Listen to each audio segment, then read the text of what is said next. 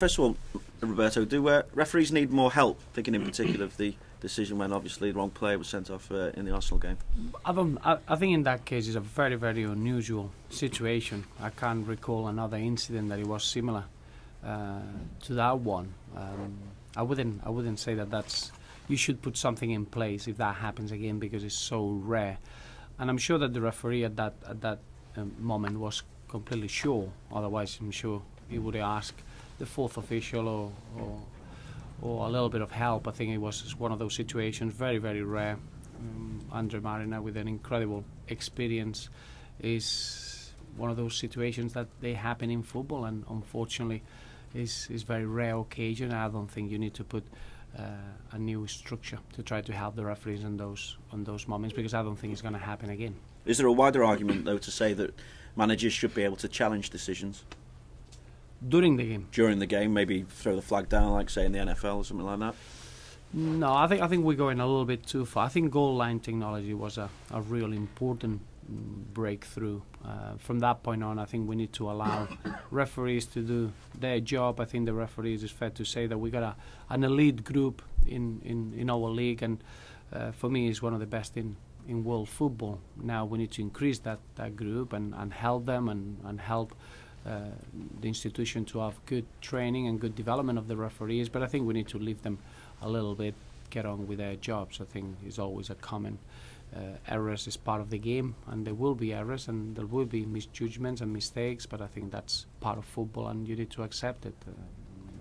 Probably that makes football what it is, that margin of error, and it should be part of the game. It's not a black and white decision. At times it's a little bit more of a interpretation, the situation that you see the action, and I think we need to rely on the referees, and I do feel that the referees that we have in this country, they are as good as they get. For yourselves, Phil Jagielka, is he ready to return? He is now, yes. I would say that Phil is fully fit. He's just making sure that we're not taking any risks, so I'm going to make a decision tomorrow if he's going to be available or he's going to be used in the squad or not. But from a medical point of view, he's fully fit, and I need to measure really well which game is going to be involved, if it's the Newcastle game or the Fulham game. How's Pino coming on? Stevie P is doing well. Obviously, we had a real disappointing result with his knee when we played the game against Arsenal in the quarterfinals of the FA Cup. He had to come off. We didn't think it would be too much of a problem, and it's been a bit of a problem in his cartilage, and that's keeping him away from being fit for a couple of weeks from now. So obviously that's been a real setback for Stevie and the group, but we're trying to get him fully fit as quick as we can, and I expect to Stevie to be back for probably the Crystal Palace game. Would you recommend that England take Ross Barkley to the World Cup?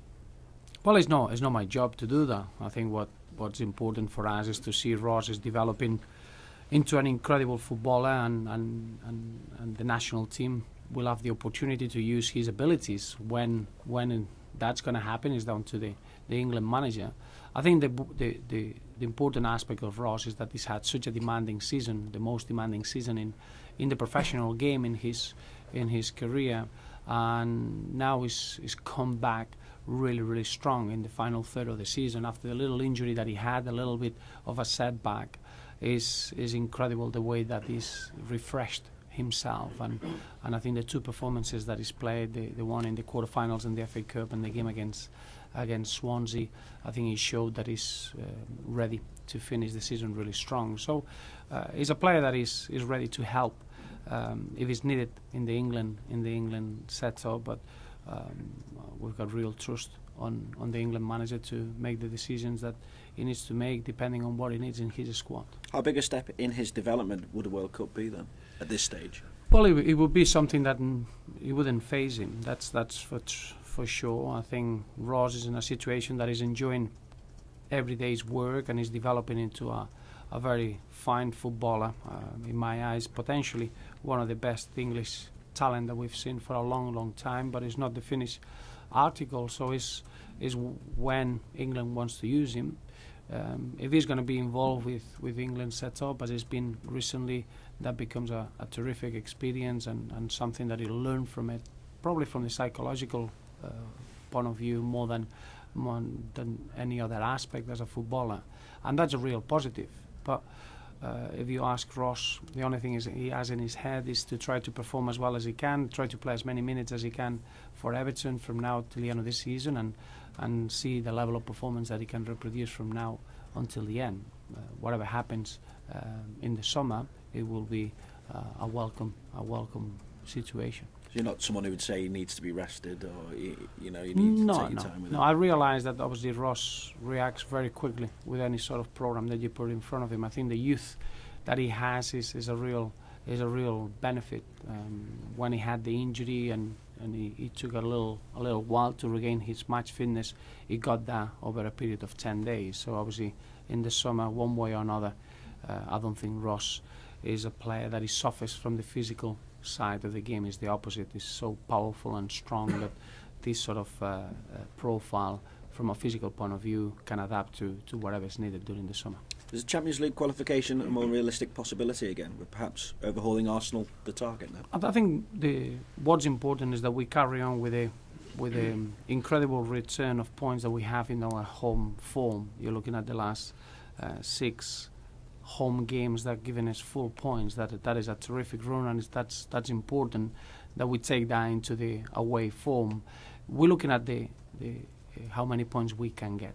It's not a moment to look at the table, because you're going to get ups and downs, and you're going to get moments that you need to rely on other teams. What we need to do is make sure that we get as many points as we can. As I said many times, if you want to get into the Champions League, you need to look over those 70 points, and that's what we're looking.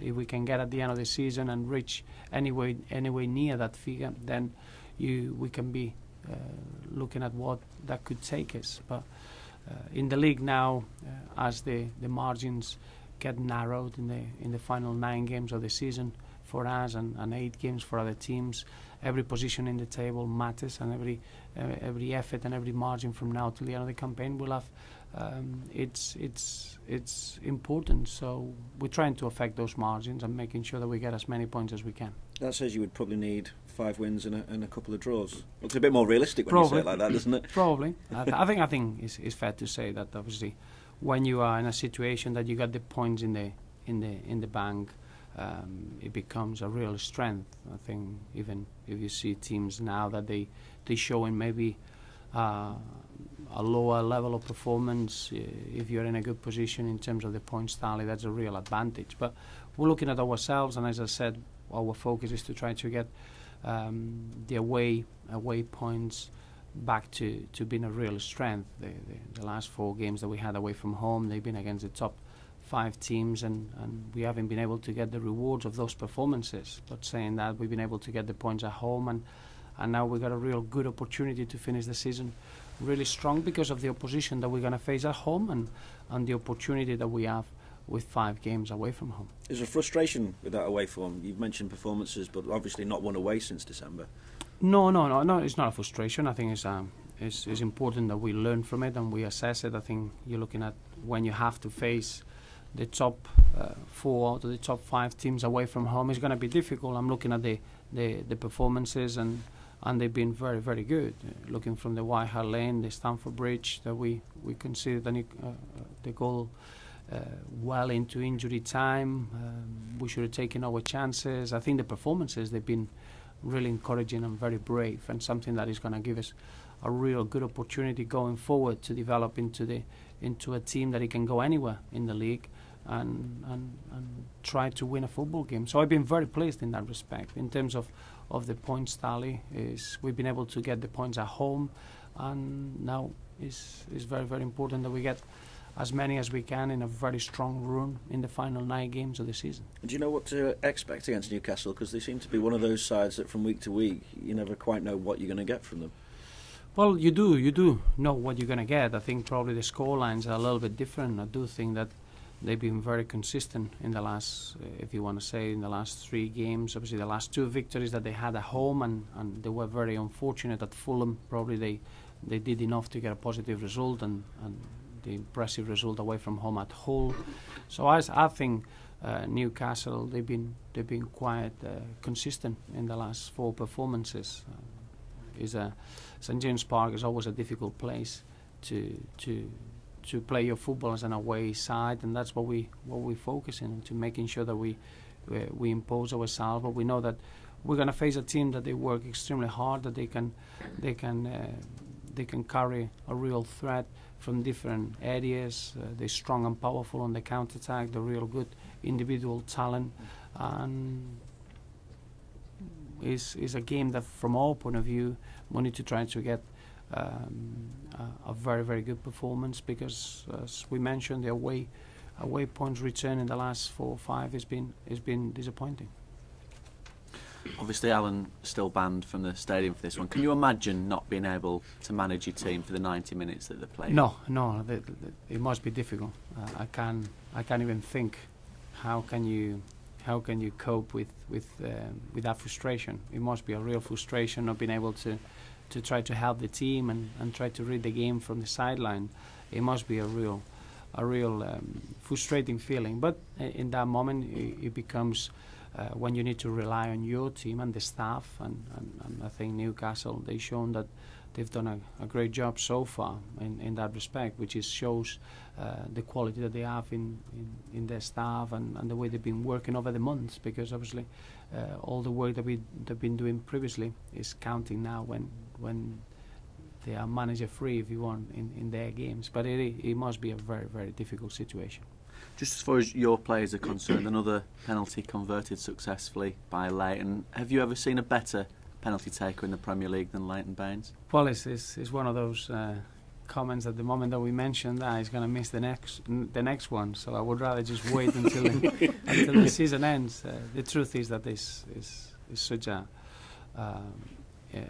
cool character in those situations, not just in penalties. I think any dead ball situation is a real master of putting the ball where he visions, and that's a real strength, and is a real threat. To be able to have 2 fullbacks like we have, with the amount of goals that they scored, they become a real strength, and it shows the balance that we have in the side. So it's a real good asset, and it's important to have players like Leighton Baines on top of their game for us to be as good as we can from now to the end of the season. I don't want you to think that I'm being a curse when I asked you about his penalties. I'll tell you next week. Well, hopefully not. But when he puts the ball down, there is that seeming assurance from the entire stadium that it's another goal on the board, isn't it? Well, I think you're looking over the history of the game, and there are only a few players that they gave you that feeling or that confidence. Eric Cantona and Matt Letizier, and even in Spain, Ronald Koeman. There are only a few. If you look at the amount of players that they take penalties, that they bring that composure and assurance and that quality in those moments, is quite unique. The strength that he has in controlling the moment, because obviously the technicality of kicking a ball from a penalty spot it shouldn't be that difficult. It's just being able to control the moment and the psychology that it goes with it. And Leighton is as good as you're going to see. How are you with penalties? Do you ever take any? Well, you should know that when you retire, you never had a bad game and you never missed a penalty. So that answers your question. Okay. Roberto, we touched briefly on Alan Pardew's ban, and the incident has been spoken about quite a lot. But in terms of being on the touchline, I mean, you always cut a quite cool, composed character. Is that easy to do in the heat of the game? To stay that calm and focused, because you seem to pull it off week after week. I think it's different. I think every manager brings its own genetics into that. I think it's different. There are managers that they want to be just as composed as they can, so you can make good decisions and try to help the players, try to read the game. Others that they are a bit more emotional, and I think it's not a general rule with that. I think it's important that if you want to help the players, you need to be emotional free to make the right calls. But it is important for a manager to be able to be there. I can only imagine being banned from the stadium is as big as a punishment, or as hard as a punishment as you can get as a manager, because you can't really help your team or read the game, and that must be a real frustrating feeling after all the work that you're doing on the week to prepare the game on the match day, not being able to be there. It must be a very frustrating moment. How much of a lead do you think the players take from the managers, not behaviour but actions on a touchline? Because some managers just sit down all the time. You tend to stand up quite a lot. Do you think that influences them on the pitch, or are they just carrying out their duties? I think it does in a different way. Every player, when you're young and you're probably learning the game, that's a big influence on what you do on the pitch. I think when you are more experienced and you've been through many situations and you know what works for you, is less of an influence. But obviously, what's important is, as a player, you need to listen to the manager, because you need to play your part as a team. So that's always has an influence in your play. But the more experienced you are, the more that you find a way to understand what works for you and what allows you to perform well. I think as a young player, you need a little bit more direction. How much do you actually manage them when you're actually on the touchline? You've given them their orders, they've gone out there. How much then are you actually managing them when you're stood that close to them during the game? Well, I think it depends what game you play, and I think there are games that they are very tactical, other games that tactically they're quite straightforward. And I think it's the need of changing things around as a team. I think once a player is on the pitch, is down to him to be able to enjoy his football and make his own decisions. And I think that's the way we want the game to be played from our point of view at Everton, is allowing the players to enjoy and allowing the players to use their talent to have a goal scoring threat. It is important that as a manager you need to be able to give the team instructions, and there are games that are very, very tactical, others that are quite straightforward, others that you're going to be allowed to have the ball for long spells and you need to be able to break teams down, and others that you have to defend well. It depends in what situation you are and what game you're involved. Just finally, can I ask you about the relationship between players and referees? Just going back to your first question about the Arsenal game, we saw one player trying to tell the referee that he'd made a mistake and he was trying to own up to an offence, and the referee either chose to ignore him or didn't believe him. What does that say about the relationship between players and referees? I think there is a very good relationship. I really think that the referees are the ones to praise in that respect. I've seen other leagues around the world, and referees don't want that relationship. They don't want to be. They don't want to be seen that they are talking with the players. It seems that they lose power. I think here is a real respectful relationship. I think in that, going back to that incident, I think the referee is sure of what is given. That's why he's not listening to anyone else. I think if he would have been doubtful, or he would have been thinking that maybe he's making the wrong call, I'm sure he would have listened to the players, and at that moment he would have asked the fourth official and tried to find a little bit more of help. But that happens. Sometimes you got a clear vision of what you've seen, and then you need to be strong with that. But I think the relationship in the English game or in the British game is as good as it gets in world football, in that relationship between the referee and the player. Maybe because the referee can trust the players a bit more. Abroad, the players are there to get decisions from the referee, and that's how it's set.